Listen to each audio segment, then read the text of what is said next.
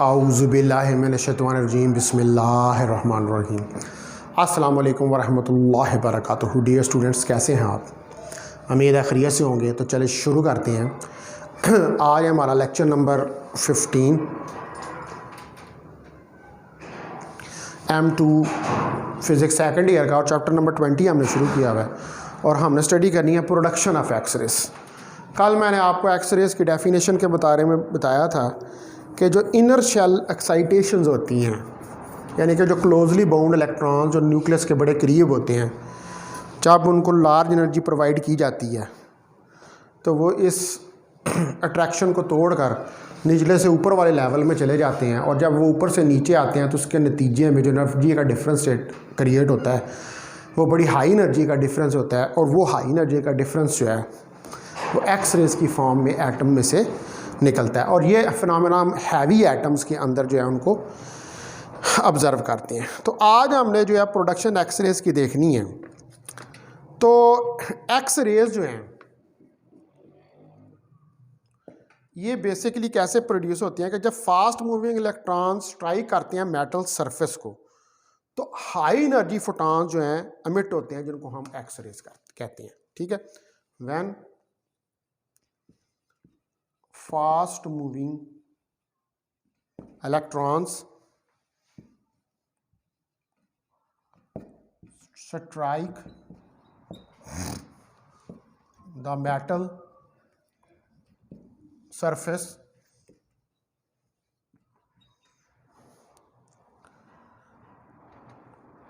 the high energy photons are emitted।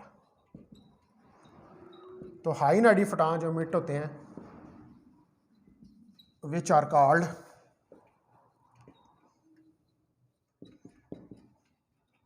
जिनको कि हम एक्स रेज का नाम देते हैं। जब फास्ट तेज मूव, जिनकी वेलोसिटी ज़्यादा होती है, ठीक है, यानी कि अगर ये कोई मेटल सरफेस है तो ये फास्ट मूविंग इलेक्ट्रॉन्स के ऊपर आकर पड़े तो इसके अंदर से फिर फोटॉन्स जो हैं वो एमिट होते हैं। ठीक है, ये इलेक्ट्रॉन्स हैं और ये फोटॉन्स एमिट होंगे जो कि हाई एनर्जी के फोटॉन है, क्योंकि एक्स रेज जो हैं वो जिस स्पेक्ट्रम में आती हैं वो हाई एनर्जी स्पेक्ट्रम के अंदर फॉल करती हैं। ठीक है, और हाई एनर्जी स्पेक्ट्रम जो है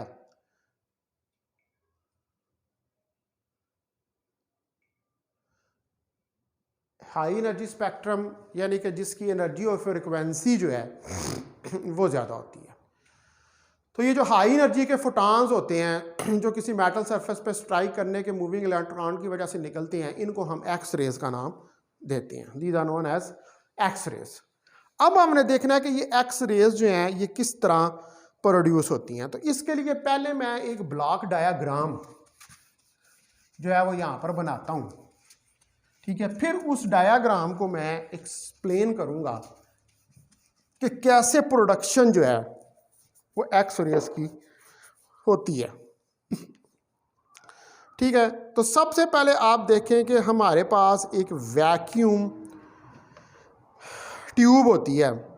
ठीक है, ये हमारे पास एक वैक्यूम ट्यूब के अंदर ये एक फिलामेंट है, ये देखें। ठीक है, इस फिलामेंट को आपने जोड़ा हुआ है किसी हाई वोल्टेज सोर्स के साथ।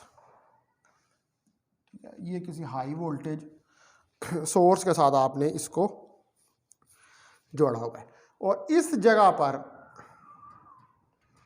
यहाँ पर आपने लो वोल्टेज दिया हुआ है और यहाँ पर आपने हाई वोल्टेज दिया हुआ। अच्छा, इसके हमारे पास ऊपर इस फिलामेंट के ऊपर, ये जो फिलामेंट है इसके ऊपर एक कैथोड सी है हमारे पास, इसको हम कहते हैं कैथोड। कैथोड जो होता है वो नेगेटिव पोटेंशियल के ऊपर पड़ता है। अब जब आप इसको वोल्टेज देते हैं तो वोल्टेज देने की वजह से इसके अंदर से जो है वो फिलामेंट ये हीट अप होती है वोल्टेज देने से, तो इसके अंदर से इलेक्ट्रॉन्स की बीम्स जो हैं वो निकलती हैं। ये इलेक्ट्रॉन की बीम्स जो हैं ये निकल रही हैं, और ये इलेक्ट्रॉन की बीम्स जो टारगेट होता है आपका, यानी कि जो मेटल जो टारगेट पड़ा हुआ है उसके ऊपर जाके फॉल करती हैं, और उसके ऊपर जब फॉल करती हैं तो उसके अंदर से हमारे पास फोटॉन्स जो हैं वो एमिट होते हैं, जिनको हम एक्स रेज का नाम देते हैं। तो ये हमारे पास टारगेट क्या है, ये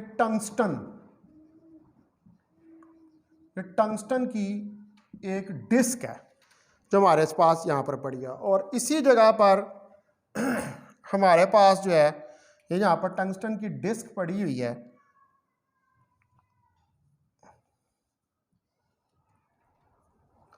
यहाँ पर हमारे पास एक एनोड होता है इस जगह पर, ये एनोड आपको पता है कि ये पॉजिटिव पोटेंशियल के ऊपर होता है। उसके बाद यहाँ पर हमारे पास इस जगह पर ये जो है इस जगह के ऊपर हमारे पास एक कूलिंग ऑयल होता है, ठीक है, क्योंकि इस प्रोसेस के दौरान जो है वो बहुत ज़्यादा हीट प्रोड्यूस होती है। तो हीट के प्रोड्यूस होने को कम करने के लिए, क्योंकि फास्ट मूविंग इलेक्ट्रॉन जब टंगस्टन डिस्क के साथ टकराते हैं तो उस दौरान बहुत ज़्यादा हीट जो है वो प्रोड्यूस होती है, तो उस प्रोड्यूस हीट को कम करने के लिए कहीं सर्किट जल ना जाए, हम कूलिंग ऑयल जो है वहाँ पर रखते हैं। तो आप देख लें कि एक्सपेरिमेंट के अंदर हमारे मेन पार्ट्स क्या हैं। हमारे पास number 1 low and high voltage batteries हैं,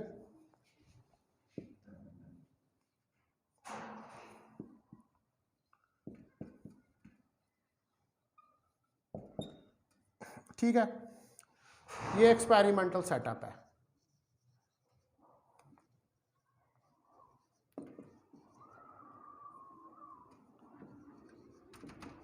जिसकी मदद से आप एक्सरेज को प्रोड्यूस करते हैं। उसके बाद हमारे पास जो है फिलामेंट होती है,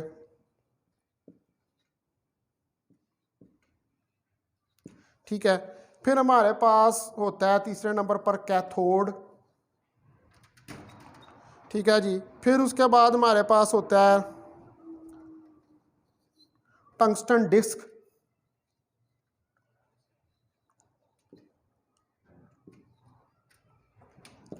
ठीक है, फिर हमारे पास जो है 5वें नंबर पर होता है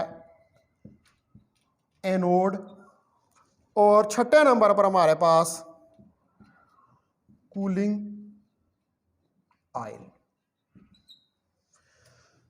तो ये हमारे पास पूरा एक्सपेरिमेंटल इसका सेटअप है for the production of X rays, ठीक है। अब आप देख लें कि इसमें फिलामेंट है, कैथोड है, टंगस्टन डिस्क है, एनोड है और कूलिंग ऑयल है।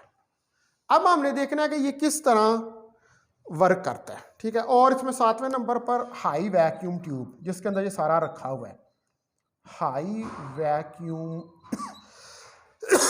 ट्यूब, एयर टाइट, ये एयर टाइट है। इस पूरे को हमने वैक्यूम के अंदर ये एक्सपेरिमेंट कर रहे हैं। जिस ट्यूब के अंदर एक्सपेरिमेंट कर रहे हैं उसके अंदर कोई एयर जो है वो मौजूद नहीं है, हाई वैक्यूम जो है वो क्रिएट किया गया, ठीक है। अब हमने देखनी है कि इसकी प्रोडक्शन जो है वो किस तरह होती है।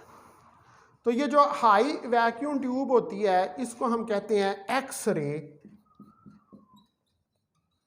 ट्यूब, यानी कि वो ट्यूब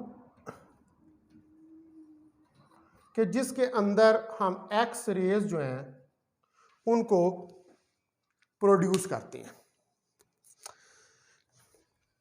तो जब कैथोड जो उसको हीट करते हैं, ये कैथोड जो है हमारे पास ये वाला, इसको जब हम हीट करते हैं तो इसको हम कैसे हीट करते हैं? With the help of this filament F. ठीक है, ये जो फिलामेंट एफ है इसको हम जब हीट अप करते हैं तो इसके हीट होने से कैथोड जो है वो हीट अप होता है। अब हम जरा प्रोडक्शन देखते हैं। प्रोडक्शन तो नंबर 1 स्टेप के ऊपर हम क्या करते हैं कि व्हेन कैथोड इज हीटेड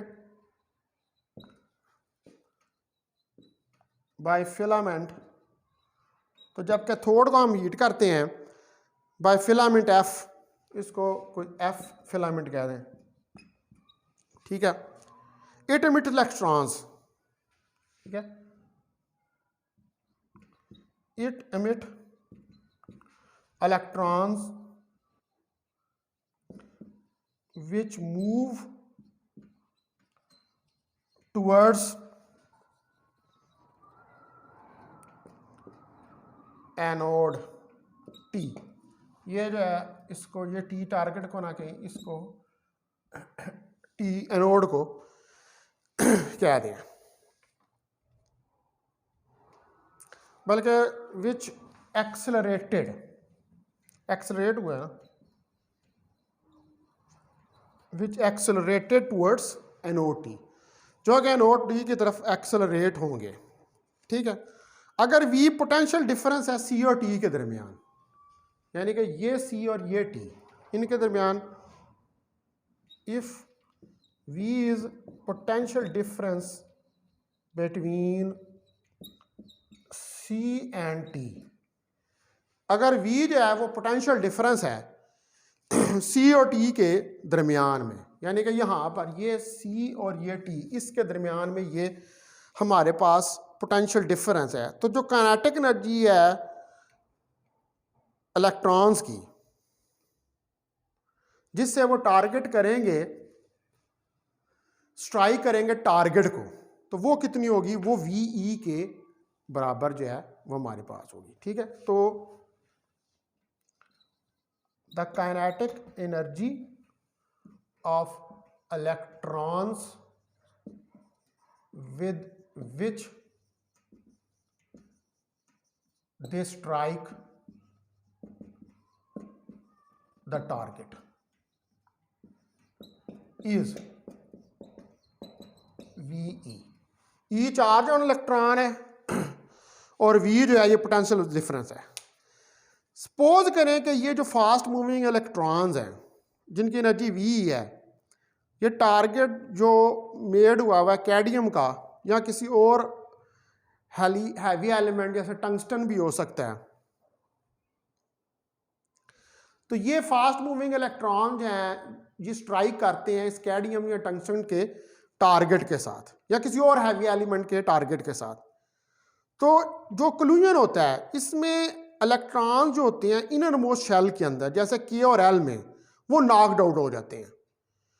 ठीक है, तो सपोज दैट कि one of the electron in K shell जो है वो रिमूव होता है, तो thereby producing a vacancy or hole in that shell. ठीक है, जब वो के शेल से उठ के ऊपर वाले शेल में चला जाता है, यानी कि एल में चला जाता है या में चला जाता है, तो एल शेल में एक वैकेंसी जो है उसको प्रोड्यूस कर देता है। तो जो इलेक्ट्रॉन है एल शेल से वो जंप करता है उस होल को फिल करने के लिए जो के शेल के अंदर प्रोड्यूस होता है, तो इसके नतीजे में वो मिट करता है एक फोटॉन जो एनर्जी एच एफ के बराबर होता है। इसको हम कहते हैं के अल्फा एक्स रेस। ठीक है, ये K alpha line of X rays जो हैं वो होती हैं। अब इसकी प्रोडक्शन के बारे में हम बात कर रहे हैं, तो मैं ये फिगर मिटा देता हूँ। एक्सपेरिमेंटल सेटअप जो है वो हमने देख लिया। अब इसका दूसरा पॉइंट आप देखें, दूसरा पॉइंट इसका यह है कि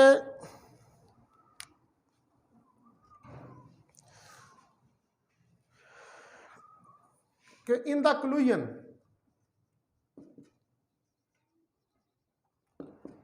of electrons with target,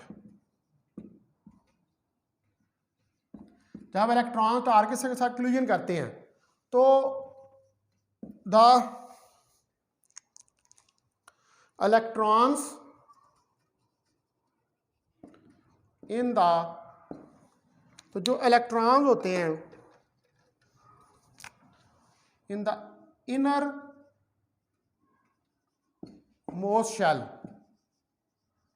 inner most shell के अंदर जो इलेक्ट्रॉन होते हैं सच एज के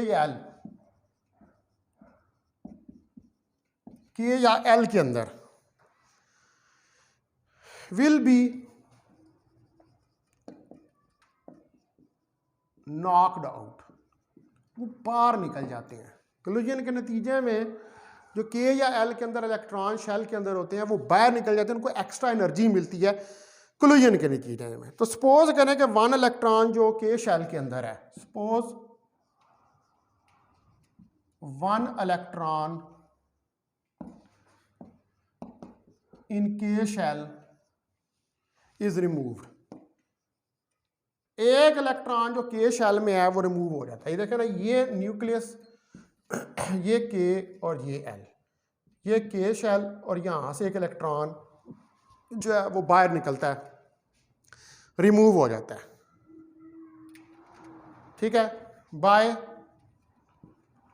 प्रोड्यूसिंग वैकेंसी और होल इन के शेल। तो ये इलेक्ट्रॉन जब यहां से उठ के अगले शेल में चला जाता तो यहां पर एक वैकेंसी या होल या एब्सेंस ऑफ इलेक्ट्रॉन जो है वो क्रिएट हो जाती है, यानी कि एक वैकेंसी इलेक्ट्रॉन की क्रिएट हो जाती है।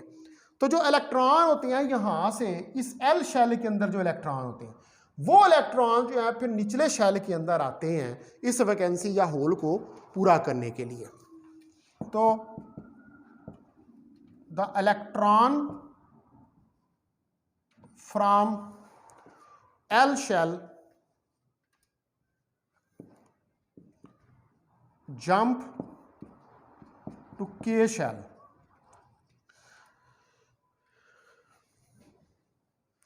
to occupy the hole or vacancy and emitting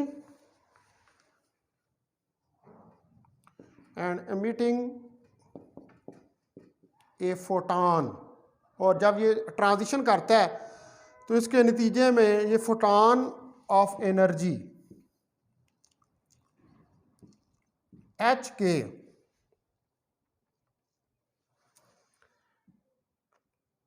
H F के अल्फा जो है उसको एमिट करता है, कॉल्ड के अल्फा एक्स रेज, जिनको हम के अल्फा एक्स रेज का नाम देते हैं। यानी कि जो के शेल से जाता है इलेक्ट्रॉन निकल के एल शेल में, तो के शेल के अंदर जो वैकेंसी होती है उसको फिल करने के लिए एल शेल से एक इलेक्ट्रॉन आता है। तो ये जो हमारे पास लाइंस प्रोड्यूस होती हैं इनको हम कहते हैं के अल्फा एक्स रेज, यानी कि ये के के नतीजे में जो एक्स, यानी कि जो ट्रांजिशन के और एल के दरमियान हो, यानी कि एच एफ के अल्फा। अब यहां पर क्या हो रहा है, ई एल माइनस ई के, ये एनर्जी का डिफरेंस पैदा हो रहा है। देखिए ये इसकी एनर्जी ई एल और इसकी एनर्जी ई के, तो यहां पर एनर्जी का डिफरेंस है। तो ये एनर्जी का डिफरेंस इसमें से एच के अल्फा की सूरत में निकलेगा। तो इनको हम कहते हैं एच के अल्फा एक्स रेस। ठीक है, उसके बाद आए अब आप थर्ड पॉइंट के ऊपर। ठीक है,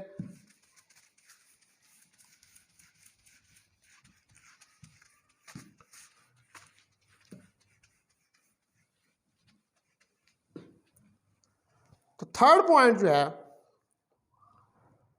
वो है के बीटा एक्स रेस। ये पहले जो हमने पढ़ी है ये के अल्फा जो के शेल की वजह से थी, अब के बीटा। ये भी पॉसिबल है कि जो इलेक्ट्रॉन है एम शेल से वो जंप करे to occupy the hole in the K shell.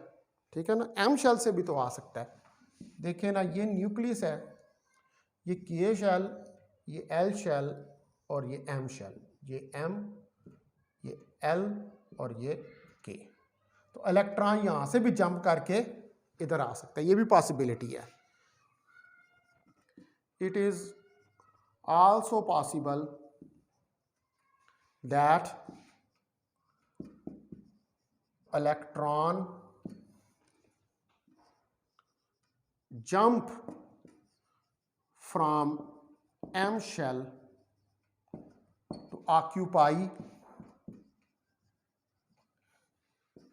the space in K shell। ठीक है, यानी कि M से K shell में भी आ सकता है ऑक्यूपाई करने के लिए स्पेस को। सो emit a photon of energy। तो इसके नतीजे में फोटॉन वो एनर्जी का एमिट करता है एच एफ के बीटा।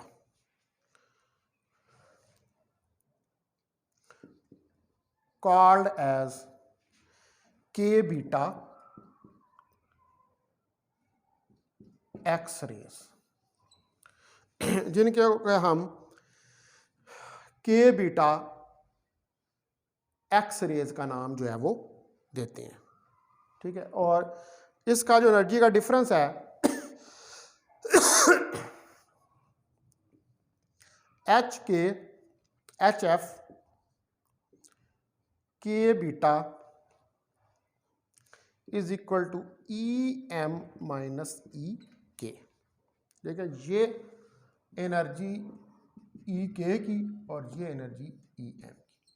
तो अगर ई एम और ई के दरमियान में एनर्जी का डिफरेंस पैदा हो तो उसके नतीजे में के बीटा एक्स रेज निकलती हैं, और अगर एल और के दरमियान एनर्जी का डिफरेंस पैदा हो तो उसके नतीजे में हमारे पास के अल्फा एक्स रेज जो है वो निकलती हैं।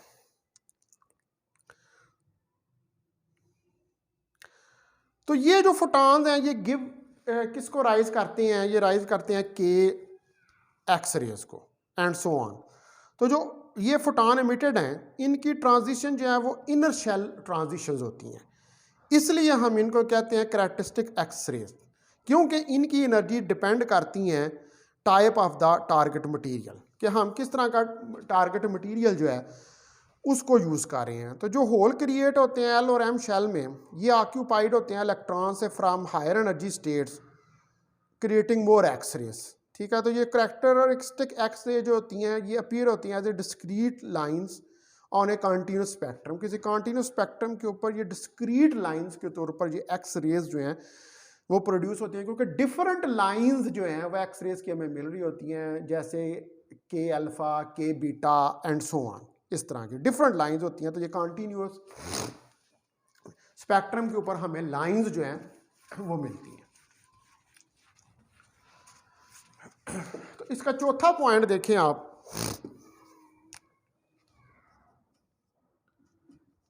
these photons give rise to K X-ray and so on, यानी कि जो K सीरीज की एक्स रेज हैं उनको ये प्रोड्यूस करते हैं। तो ये जो फोटॉन्स प्रोड्यूस होते हैं, these photons are produced due to inner shell excitations, inner shell transitions, inner shell transitions या excitations are called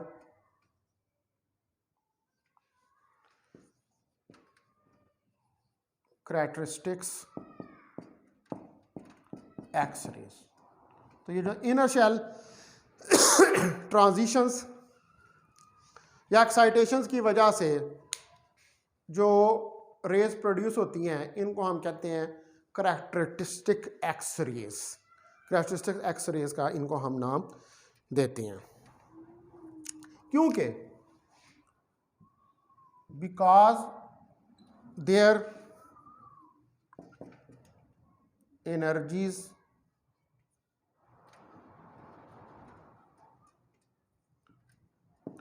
depend upon the nature of or type of a material, कि आपके पास किस तरह का मटेरियल है, इनकी एनर्जी डिपेंड करती है कि यानी कि हर मटेरियल के लिए, हर डिफरेंट मटेरियल के लिए इनकी एनर्जी जो है वो वेरी करती है। यानी कि कैडमियम के लिए और होगी, टंगस्टन के लिए और होगी। इस वजह से चूंकि इनकी एनर्जी मटेरियल के ऊपर डिपेंड करती है, इसलिए हम इन्हें करैक्टरिस्टिक एक्स रेज, यानी कि ये एक्स रेज मटीरियल के करैक्टर के ऊपर डिपेंड करती है। इनकी एनर्जी जो है वो मटीरियल के करैक्टर के ऊपर डिपेंड करती है, इसलिए हम इन्हें करैक्टरिस्टिक एक्स रेज का नाम देते हैं। ठीक है, उसके बाद लास्ट पॉइंट जो है इसका पांचवा,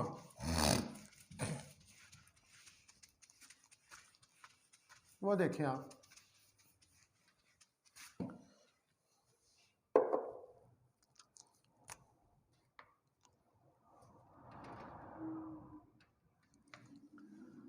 तो पांचवा पॉइंट जो है इसका कि द करैक्टरिस्टिक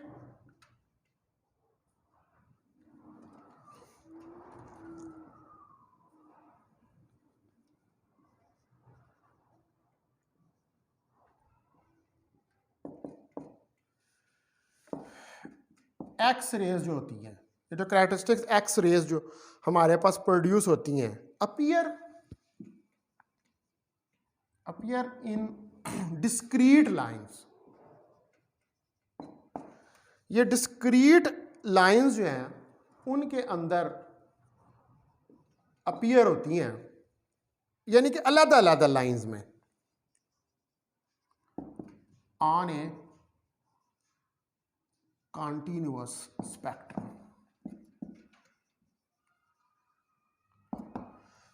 ठीक है, करैक्टर एक्स रेज जो हैं ये हमारे पास अपीयर होती हैं डिस्क्रीट लाइंस में ऑन ए कॉन्टिन्यूअस स्पेक्ट्रम। अब ये डिस्क्रीट लाइंस में क्यों अपीयर होती हैं? देखें, इनकी जो प्रोडक्शन है एक्स रेज की, या जो एक्स रेज के फोटान है वो क्यों निकलते हैं? वो इनर शेल एक्साइटेशंस की वजह से निकलते हैं। और हमने अभी ये देखा कि इलेक्ट्रॉन जो है वो एम शेल से के शेल में जा सकता है, तो उसके नतीजे में जो एक्स रेज निकलेंगी उनकी एनर्जी और फ्रिक्वेंसी और होगी।